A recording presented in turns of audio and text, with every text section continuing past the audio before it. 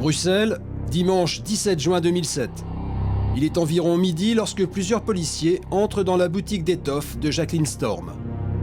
Ils viennent lui annoncer une terrible nouvelle. Ils sont arrivés, j'avais des personnes dans le magasin. Ils m'ont demandé de tout fermer et de les accompagner. Je leur ai demandé pourquoi. Ils ont dit, on nous a simplement demandé de nous accompagner. Parce que j'ai obéi, j'ai fermé le magasin, je suis descendue avec eux la rue des Capucins jusqu'au carrefour de la rue Blaise. Évidemment, je me dis qu'on ne vient pas me chercher pour des bêtises. Et... Mais vous ne vous doutez pas encore de l'ampleur de la tragédie? Non, non. Et vers 4 heures, je sais que François-Xavier est mort. On ne parlait pas encore ni de ma belle-fille, ni de ma petite-fille.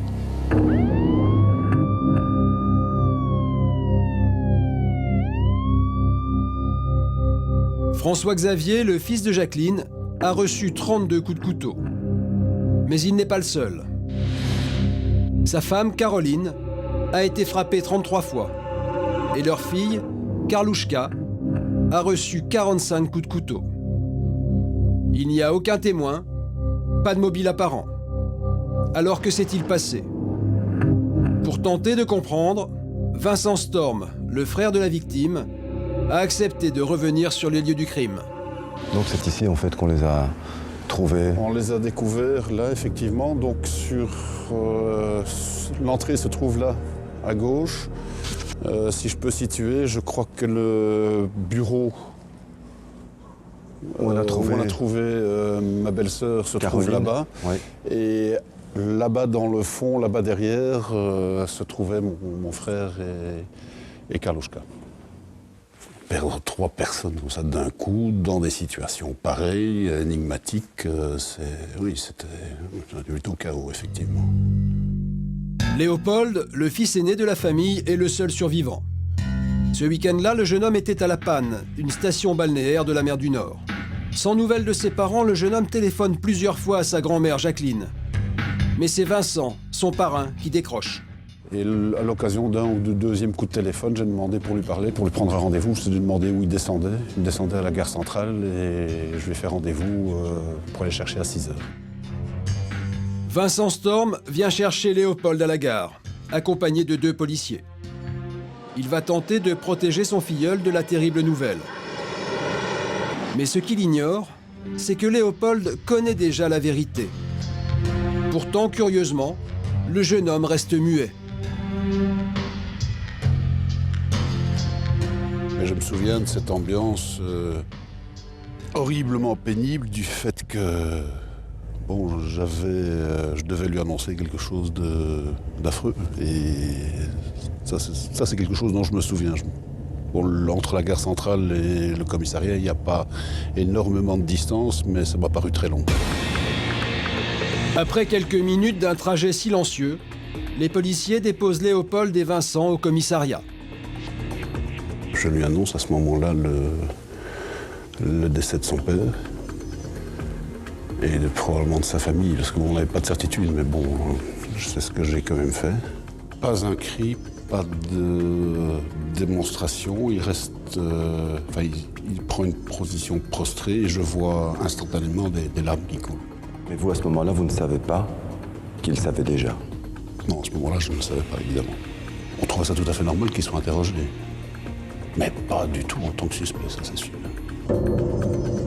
Car Léopold devient immédiatement le suspect numéro 1. La raison pour laquelle les policiers se tournent vers lui est très simple. Rien n'a été dérobé dans le magasin et la famille Storm ne se connaît aucun ennemi. Mais alors pour quelle raison Léopold aurait-il tué son père, sa mère et sa petite sœur? Il donne plusieurs versions. Lui, qu'est-ce qu'il dit? Qu'il est à la mer? Lui, il dit je suis à la mer pour étudier. Les enquêteurs vérifient, ce qui est quand même normal, et se rendent compte via sa téléphonie qu'il était à la mer, mais qu'il est revenu dans le courant du week-end, et plus particulièrement au moment fatidique, oui, qu'il était à Bruxelles, mais qu'il est retourné effectivement à la mer après. Donc du statut de témoin, il passe très vite au statut de suspect. Confronté à cela, Léopold va dire Oui, tout compte fait, j'étais sur place. Vous avez raison, j'étais sur place, mais je n'ai rien fait. Les enquêteurs vont tenter de reconstituer le fil de cette soirée. Ce samedi-là, comme chaque jour, François-Xavier Storm et sa femme Caroline travaillent dans leur magasin de tapis et tissus. Il doit être environ 18 h lorsque Léopold, qui rentre de la mer, entre dans la boutique familiale. Il prétend alors surprendre des agresseurs qui s'en prennent à son père et à sa mère. C'est en tout cas ce qu'il dit aux enquêteurs. Léopold, lui, a déclaré, voilà, bon, dans sa version finale, j'ai rencontré 2 hommes dans un premier temps, puis 3 hommes dans une autre version, avec qui je me suis battu. Je me suis blessé à la main en me battant avec l'un d'eux. Léopold livre donc plusieurs versions des faits. Dans sa dernière déclaration, ce sont 4 hommes cagoulés qui poignardent mortellement ses parents. François-Xavier, le père, est tué dans l'arrière-boutique. Caroline, la mère, elle, est agressée dans le petit bureau. Au cours de cet après-midi-là, Léopold demande à sa sœur de le retrouver au magasin. Karlouchka tombe alors dans un piège mortel. Sa sœur est arrivée, comment dirais-je, après lui. Après lui. Il leur a demandé donc qu'elle parte. Par incompréhension ou quoi, bon, elle n'est pas partie. Et bon, on l'a attrapée et on l'a tuée. Devant ses yeux.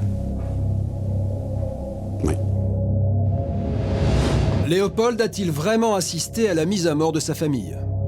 Les enquêteurs sont sceptiques. Pourquoi les agresseurs auraient-ils laissé Léopold en vie? Lui, le témoin si gênant. Ils auraient pu très bien s'en débarrasser, et là, ils laissent un témoin derrière eux, en plus pour un butin ridicule, puisque visiblement, ils n'ont rien piqué dans la caisse. Donc, c'est effectivement une pierre d'achoppement dans la version de Léopold. C'est évidemment la question essentielle. Je veux dire, pourquoi lui? Pourquoi l'a-t-on laissé en vie? Il n'y a pas vraiment de réponse, sauf celle qui est machiavélique et de lui faire porter le chapeau. Ça, c'est évident. Les supposés agresseurs auraient donc laissé Léopold en vie pour en faire le coupable idéal. Pendant l'agression, il reçoit lui-même un mauvais coup qui l'assomme, dit-il. Et quand il se réveille avec le couteau du crime en main. Il ne sait pas l'expliquer. Et là, il est pris de panique. Il découvre sa mère, son père, sa sœur, morts.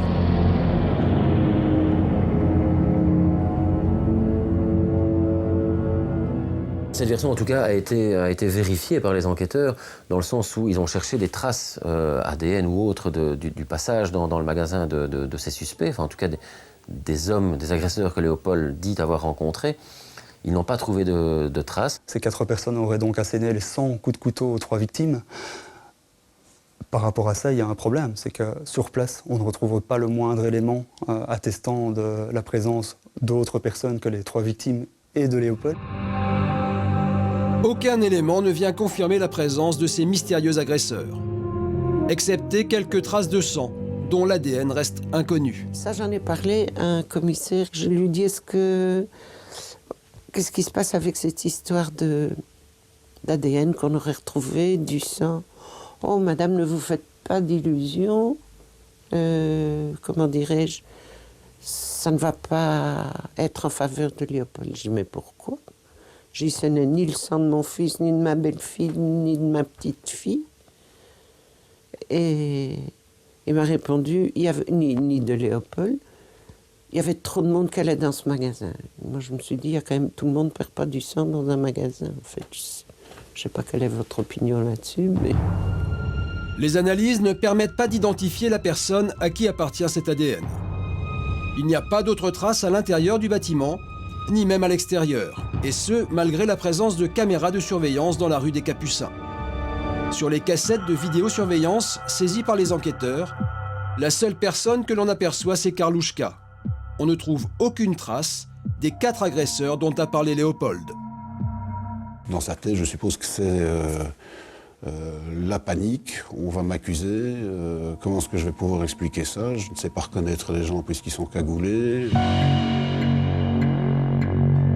Léopold tente alors d'effacer ses empreintes marquées dans le sang de ses proches. Il craint d'être accusé, il ne pense qu'à fuir. À la gare, Léopold va prendre un train vers la mer. Il a passé des vêtements propres, car les siens sont maculés de sang. Dans le train, il se réfugie dans les toilettes. Il y reste enfermé tout au long du trajet. Arrivé à Ostende, le jeune homme prend le tram pour la panne. Sur le trajet, il trouve une poubelle. Il y jette ses vêtements ensanglantés et aussi le couteau, l'arme qui a tué sa famille. Ensuite, Léopold se rend chez un médecin de garde car il dit s'être blessé à la main au cours d'une lutte avec des agresseurs. Plusieurs points de suture sont posés. En fin de soirée, il revient à la résidence Cliff. Toute la nuit, Léopold reste dans l'appartement qu'il occupait avec sa famille. Au cours des interrogatoires, Léopold n'en démord pas. Après l'agression, il prend la fuite car il a peur d'être accusé. Un discours qui ne convainc pas les enquêteurs. Les auditions de Léopold se succèdent et sa personnalité intrigue de plus en plus. Qui est réellement ce jeune homme apprécié de tous? Et quels étaient ses rapports avec sa famille? Il admirait ses parents parce qu'il m'en parlait tout le temps avec beaucoup de fierté, comment ils avaient commencé. Enfin, ils s'entendaient bien. Pour moi, c'était vraiment la famille parfaite. Il avait une relation très fusionnelle avec sa sœur. Ses parents, il les adorait. Quand on parlait de ses parents, il nous disait toujours comment ses parents avaient réussi, comment ils avaient remonté la pente quand ils avaient des problèmes. Il était très fier d'eux et non, pour moi, c'est impossible qu'il ait fait ça. Sa maman venait d'avoir son anniversaire et elle est venue ici. Elle a dit, j'ai eu les larmes aux yeux parce qu'il m'a fait un poème. Tellement, c'était toujours, il écrit très gentil, il fait peut-être beaucoup de fautes d'orthographe, mais il écrit très gentiment et il lui avait fait un poème comme tous les ans. Ça, c'était quelque temps avant le drame. Eh bien, elle a eu ses 48 ans, c'est le 27 mai. Et ils sont morts le 16 juin. Peut-on imaginer que quelques jours après la rédaction de ce poème, Léopold ait pu assassiner sa mère? Sur ses photos d'enfance, Léopold paraît heureux parmi les siens. Rien ne laisse présager un tel drame. J'ai vécu un peu avec lui, parfois, quand ses parents étaient en vacances, il venait dormir chez moi. Et c'est toujours d'une prévenance et d'une gentillesse. Jamais eu un mot. Jamais, jamais. Jamais aucune violence? Jamais. Non, franchement, tout sauf ça. Enfin, je dirais tout sauf ça. Malgré ce portrait angélique, les enquêteurs restent sceptiques. Ils vont dès lors passer au scanner toute la vie de Léopold et découvrir plusieurs zones d'ombre. À 15 ans, Léopold fréquentait l'Athénée Cato à Bruxelles et ses empreintes correspondent à celles découvertes lors de l'incendie du labo de chimie. Très vite, Léopold avait reconnu les faits. Quand les pompiers sont intervenus, que derrière cette porte, il y avait également un local de chimie où tous les robinets de gaz avaient été ouverts, ainsi que les robinets de gaz à la cuisine. Donc c'était effectivement une tentative. Il y a eu incendie de la porte. Ça se passe dans un lieu habité par le concierge. Ça se passe en bande. Ça se passe la nuit. Autrement dit, c'est passible de la cour d'assises. La seule chose que je sais, c'est qu'on a cherché dans son passé. C'est un peu fort, je veux dire, c'est pas parce qu'on fait des bêtises à 15 ans qu'on tue à 19 ans. Au moment de son arrestation, Léopold fréquentait l'Université libre de Bruxelles. Mais il suivait très peu les cours. Plusieurs témoins disent qu'il consommait et qu'il dealait de la drogue. Les enquêteurs ont découvert que Léopold fonctionnait avec 4 GSM, 5 cartes SIM et qu'il s'adonnait quand même à un petit trafic organisé via les Pays-Bas avec certains de ses copains. Et pas seulement du hashish, mais des champignons hallucinogènes, de l'ecstasy, enfin des drogues quand même un peu plus dures que du simple hashish. Un trafic de drogue qui a failli mal tourner puisque Léopold avait décidé de s'en prendre à un de ses clients mauvais payeur. Je crois qu'il y avait une personne qui leur devait de l'argent, qui n'avait pas payé, qui avait pris la marchandise et qui n'avait pas payé. Et je crois qu'entre eux, ils ont discuté en disant « mais comment est-ce qu'on va faire pour récupérer notre argent ?» On l'aurait, comment dirais-je, drogué ou à son insu ou quelque chose comme ça. Bon, ce sont des... Il n'a jamais été question de meurtre ni de choses pareilles, je veux dire. Un dernier élément trouble les enquêteurs. Le rapport étrange que Léopold entretient avec les couteaux. Effectivement, il aime les couteaux. Son parrain le reconnaît lui-même, mais on ne peut pas parler de collection. Simplement, il a eu 2 ou 3 couteaux, grand maximum. Mais ce qui a un peu surpris les enquêteurs, c'est qu'il donnait des prénoms à ces couteaux, comme s'il leur vouait, il avait une relation particulière avec ces objets. En fait, Léopold avait un canif, je ne sais pas appeler un couteau, un machin qui fait cette taille-là. Attendez, c'est plus ou moins, je vais dire 10 cm peut-être, 15 cm grand maximum. Pour les proches de Léopold, il avait tout simplement baptisé son couteau du nom de son animal de compagnie. Comme ma petite souris est morte, je vais, pour pouvoir les reconnaître, je vais donner le nom de ma petite souris à ce couteau. Et c'est ça. Le jour des funérailles, alors qu'il est toujours en détention, Léopold tient absolument à participer à la cérémonie. Mais les autorités judiciaires refusent sa demande. Il écrit alors une lettre qui sera lue au cours de la cérémonie. Léopold y crie sa douleur. Papa, maman, vous êtes les êtres à qui je tenais le plus et à qui je tiendrai le plus. Papa, maman, Karlouchka, merci de votre amour. Je vous aime de tout mon corps, de tout mon cœur.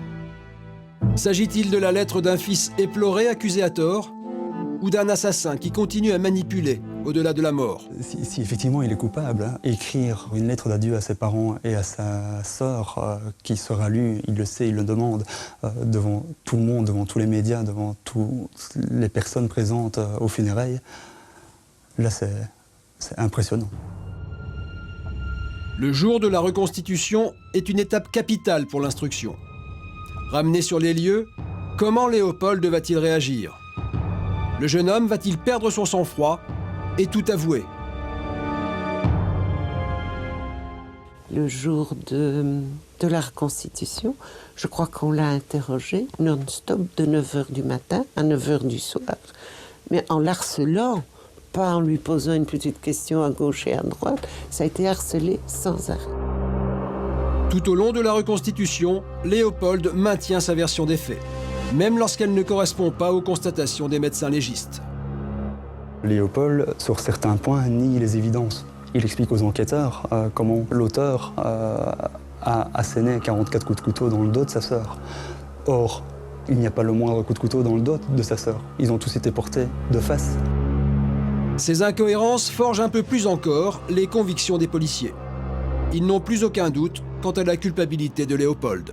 2 inspecteurs qui m'ont affirmé, vu leur grande expérience et vu les faits qu'ils avaient déjà entre leurs mains, qu'ils étaient certains que c'était Léopold qui l'avait tué. Ça m'a frappé qu'au bout de 24 heures, on puisse avoir cette certitude. Certains de ces enquêteurs ont pensé directement avoir affaire à un psychopathe en interrogeant Léopold, en se disant qu'il était possible que ce garçon ait 2 personnalités et qu'il ait tout à fait occulté le côté criminel pendant tout un temps, mais qu'il soit passé à l'acte assez rapidement. Est-ce qu'il vous est déjà arrivé d'imaginer quelle serait votre réaction si Léopold disait aujourd'hui « Ok, c'est moi ».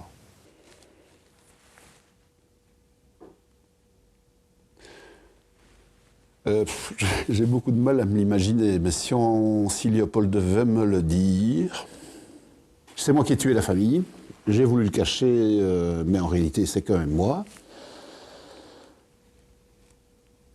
Vous l'abandonnez à ce moment-là? Ben non. Non. Le jeu sera totalement différent, si je peux appeler ça un jeu, évidemment. Pour perpétrer quelque chose comme cela, alors que tout va bien, ben c'est qu'il y a quelque chose qui ne va pas, quoi. Je veux dire, on a peut-être besoin encore plus de nous alors qu'autrement. Oui, il m'a posé la question, je sais, après la reconstitution, je crois. Je crois qu'il était tellement à bout, il m'a dit « Grand-mère, et si j'étais coupable, j'écoute, je t'aimerais jusqu'au bout, je ferai tout pour toi, mais je suis sûre que c'est pas toi. » Ah, ouf. 3 fois par semaine, Jacqueline, qui est âgée de 73 ans, se lève à 5 h du matin pour se rendre à la prison du Forest.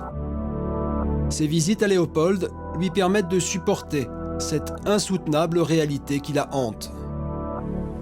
Vous savez, il y a peu de matins, d'ailleurs vous entendez à ma voix, il y a peu de matins où je ne pleure pas en me levant.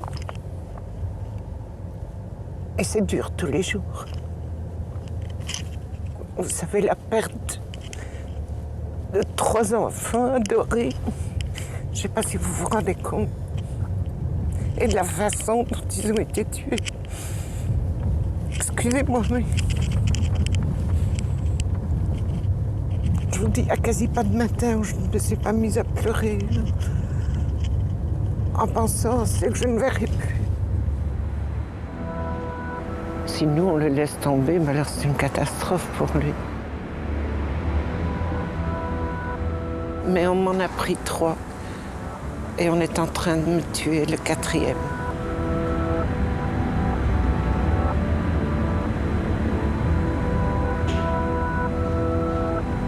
L'affaire est toujours en instruction. Léopold est-il coupable? Est-il atteint de schizophrénie? Les psychiatres étudient actuellement la santé mentale du jeune homme.